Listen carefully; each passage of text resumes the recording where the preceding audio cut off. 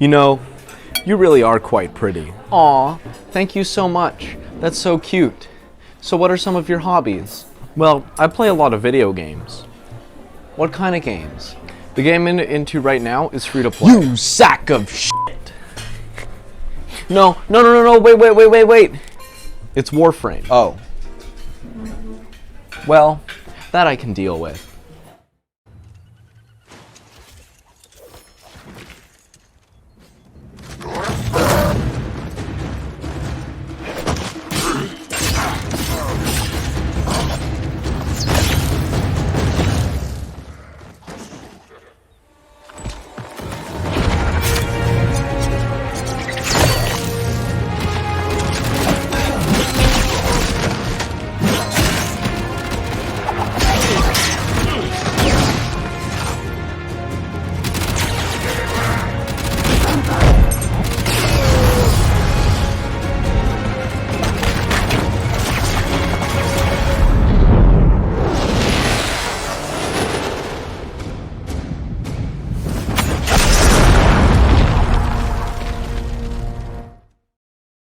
So, about a month ago, I was saving up to buy myself a Nintendo Switch.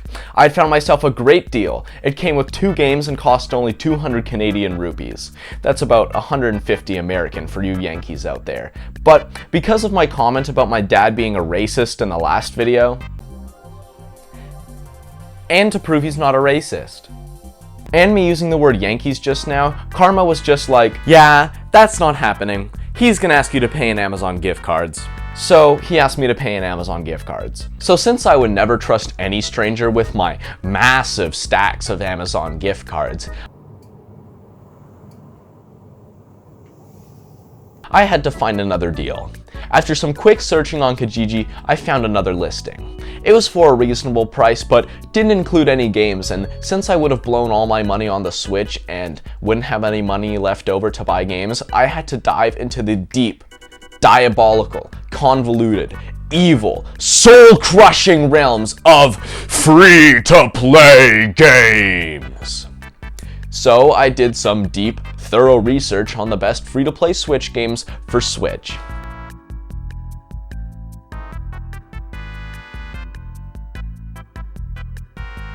After about 5 minutes of searching the web, the same game kept popping up. It was a action role-playing third-person shooter multiplayer online game by the title of Warframe. It looked a little strange for my taste, so I kept ignoring it. Until I realized it was made in frickin' Canada. So after my initial discovery, I did some more research on the game and figured out that people just seemed to hate it.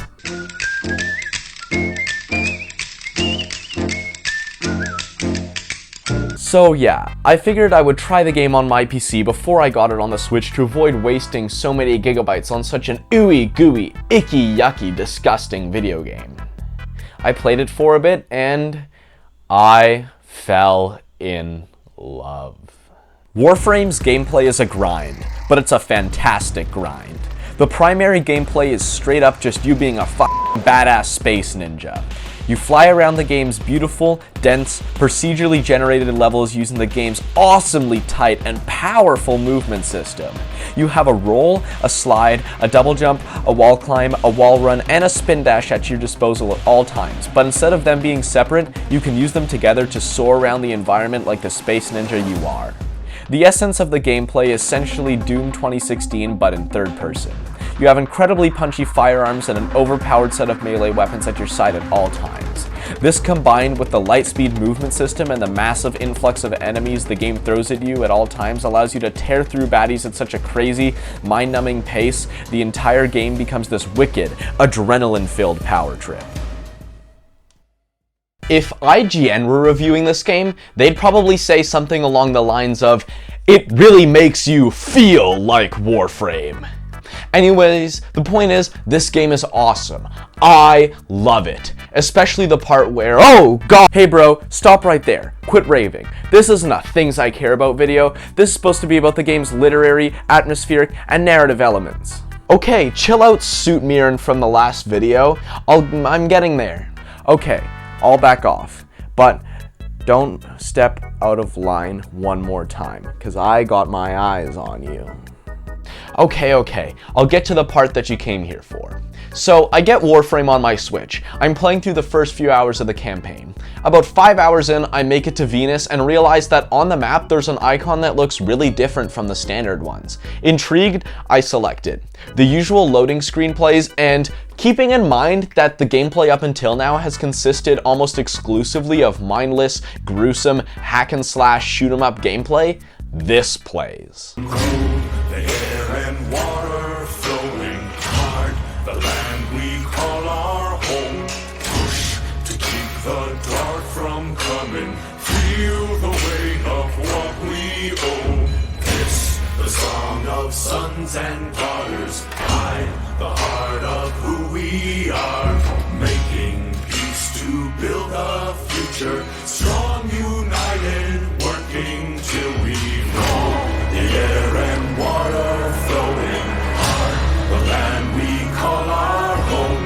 Push to keep the dark from coming, feel the weight of what we owe. This, the song of sons and daughters, hide the heart of who we are. Making peace to build a future, strong, united, working till we. Yeah, that's an actual clip of the game. The awesome, violent, gruesome action takes a backseat to this amazing, thematic, Broadway-style musical number? Like, what the actual f***? This is a shooter, not a Patrick Stewart latest TV show. How is that even allowed?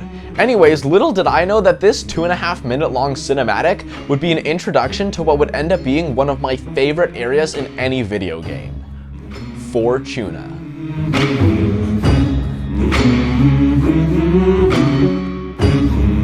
On November 8th, 2018, Digital Extremes pushed the Fortuna update to PC, Xbox, and PS4, and on the 20th, they released the Switch version. This update made available what I think to be one of the greatest regions in a video game, the Fortuna Solaris Det Internment Colony, which serves as a hub for the game's second open-world environment, the Orb Valis. The inhabitants of Fortuna, known as the Solaris, were enslaved by a corpus, a race of evil robots, by the name of Nef Anyo. One of the primary purposes of Fortuna is to house the quest Vox Solaris, where you aid the people of Fortuna to reignite a rebellion against Anyo, known as the Solaris United. Immediately, I was entranced by Fortuna. It felt so full of life, so alive, like a real, living, breathing place, like my computer monitor was a window into a real place with real people with real problems. Something was special about Fortuna. Something about it made it different than other places in Warframe. Something was extraordinary about it, and I had to figure out what. How did the developers make it feel so alive? How did the developers make it feel so different than other places in Warframe? Well, after a lot of thinking and research and analysis, turns out the answer is in two dumbass academic words. Fucking literary elements. For those of you that dropped out of high school, literary elements are elements in a fictional text that aid in conveying a theme. A theme is a fancy word for message, by the way. Conveying a theme in a text helps the text feel more relatable, more human, and more living. Notice how those three words are very, very similar to the ones I used in describing Fortuna? Well, there's a reason for that. Turns out Digital Extremes, the developers of Warframe, used a ton of literary elements in the writing and characters of their game to give it these qualities.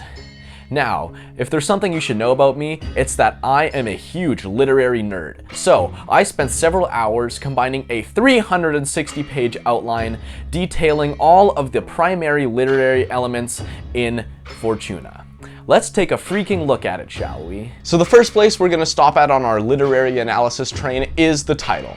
For those of you that didn't do a rather extensive study of good old Roman mythology, Fortuna is the Roman goddess of fortune and personification of luck.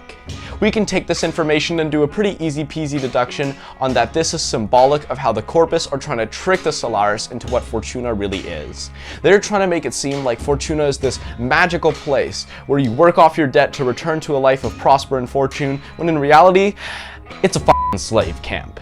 But come on, this is a channel for ultra hot intellectual gamer boys, and we're not here to study the feelings enlisted by the historical phonetics of titles of geographical locations. So let's move on to something that really matters, that's really substantial. The damn atmosphere. The atmosphere, or vibe of a place, is the first thing you notice when you enter it, so there's usually a lot of care and attention put into how it makes your silly little gamer brain feel.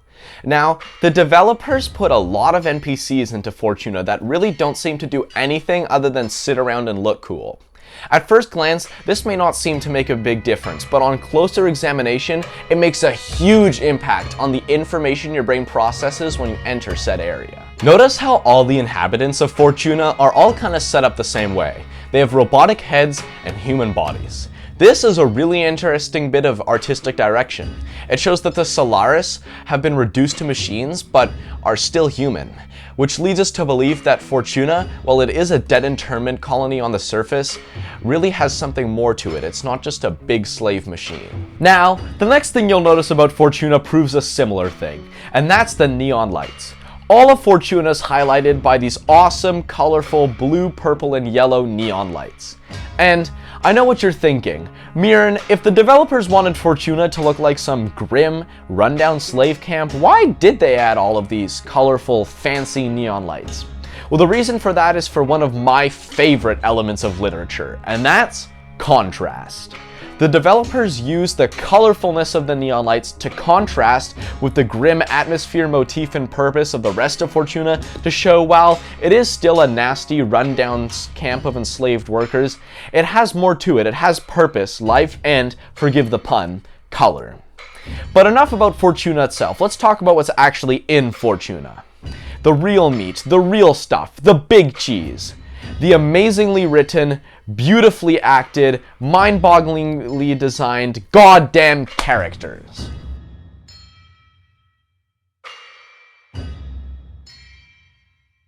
The first character we see in the awesome musical number cutscene is this ol' gal. Her name is Yutiko.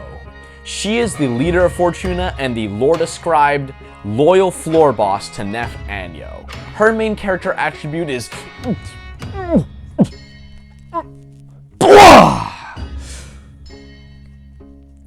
authority.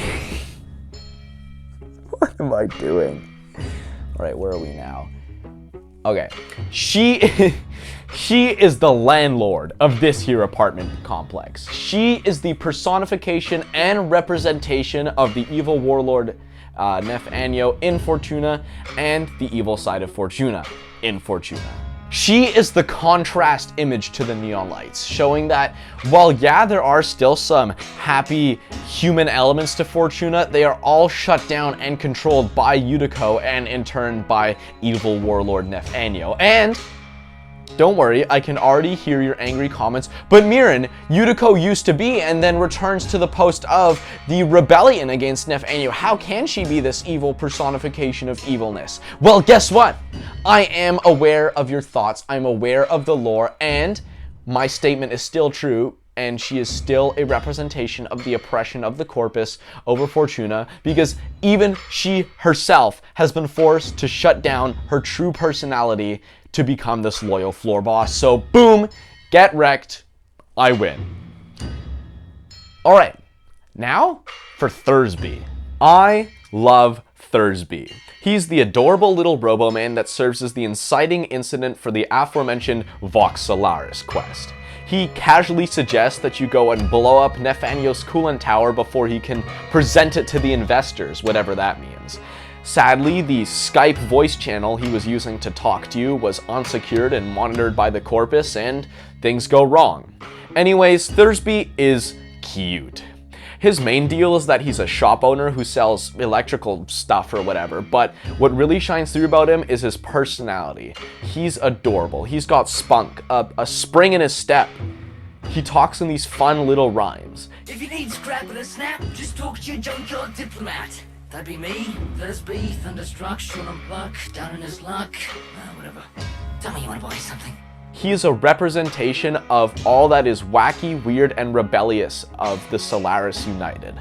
He's a representation of that human element that I keep talking about. Also, before the Vox Solaris quest, he sells scrap metal that he deems himself useless crap, which really shows how anyone and everyone in Fortuna is willing to do anything to power through and stay alive. Stay human. Yeah, okay, so now I'm cold, so I'm gonna put on a sweater. Woo! Now for my second favorite character, the Business. His role is primarily a dealer of fishing equipment, but he also plays a major part in the Vox Solaris quest by helping you bring a massive bomb to the Corpus. But the most interesting part of Biz, as they call him, is his background. During bounties, Yutiko often interjects, saying that she's never seen something done so quickly since Biz was an operative, hinting that at one point, Biz was as powerful as you, the ultimate warrior space ninja. And it wasn't always about the preservation of life, more the strategic deletion of it. This adds an air of mystery around the Biz, and leads you to believe that if there's so much more to him, then there must be more secrets to uncover in Fortuna as a whole, that there's more to Fortuna than just a colony of workers, and really makes it lead to believe that there's something more to Fortuna. The last thing I wanted to talk about is how all of these characters and all the other NPCs in Fortuna are always working. They're always pacing back and forth, swinging hammers, moving boxes. That really just ties it all together and shows you that Fortuna is this magical place where things are always evolving, always moving, and always changing. Okay. So, all of these literary elements, they're great and all, but well, what the fuck are they actually for? Well, the answer to that is simple. These literary elements have the same purpose as all the other literary elements in every other piece of fictional literature. To prove a theme. So, what is the theme and message of Fortuna? What is it trying to communicate? Well, there's never one singular theme to a bit of literary fiction. It's always open to interpretation. It could be how life, like Fortuna, will always move on, like how Yutiko is able to move past the evil and menacing ways of Nef Anyo. It could be about being yourself, like how Thursby is able to maintain his bubbly, happy, and optimistic personality even though his surroundings are dark and dreary. But my personal interpretation of the literary elements of Fortuna are that even when everything is going south, when we have no chance, when all the odds are stacked against us, when there's no way we can possibly vanquish our foes, we can win, we can prevail, and we can succeed if we all live together.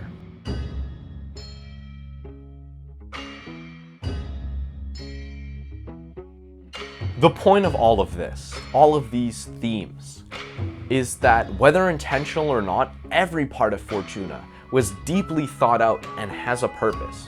Each part of it is a small cog in a great machine. It all ties together to make Fortuna feel like a real, living, breathing place with a history, with characters, with personality, and with a vibe. Because of the fact that every part of Fortuna has something to say, it makes the place feel more human. It makes the place feel worth fighting for. It makes you want to play the game.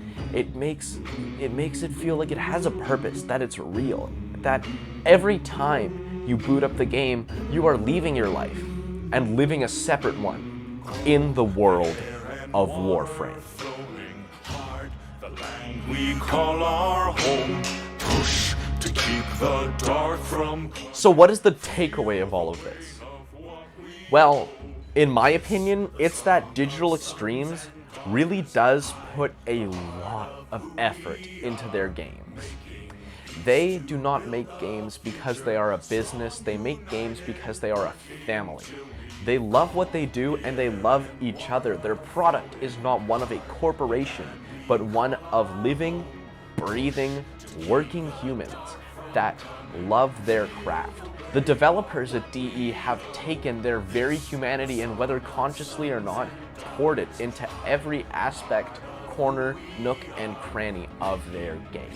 Every character, every brick, every light, every drop of coolant in Fortuna is there for a reason. It is there because it serves the greater purpose of making up a real, living, human, magical place. It is there because the very heart and soul of a human put it there. Every aspect of Fortuna represents a small piece of real, everyday human life, and it relates to you and it means something. And all of that, my friends, all of that, well, that is art.